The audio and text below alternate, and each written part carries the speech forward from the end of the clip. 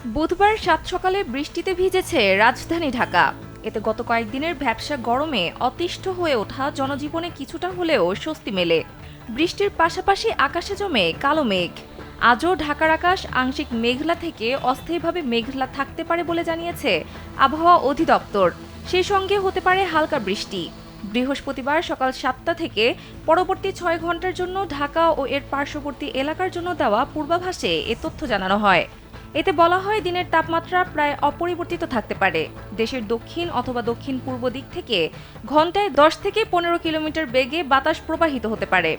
এদিকে সারা দেশের জন্য সবশেষ দেওয়া ১২০ ঘন্টার পূর্বাভাসে বলা হয়েছে, নোভা এলইডি টিভি, ঝকঝকে ছবি, নিখুঁত শব্দ, ৫ বছরের ওয়ারেন্টি। নোভা মানি সঠিক মান, নিশ্চিত সেবা।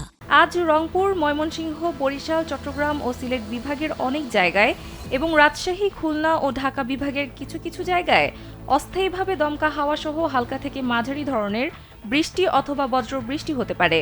সেই সঙ্গে সারা দেশের কোথাও কোথাও মাঝারি ধরনের ভারী বর্ষণ হতে পারে। সারা দেশে দিন ও রাতের তাপমাত্রা প্রায় অপরিবর্তিত থাকতে পারে।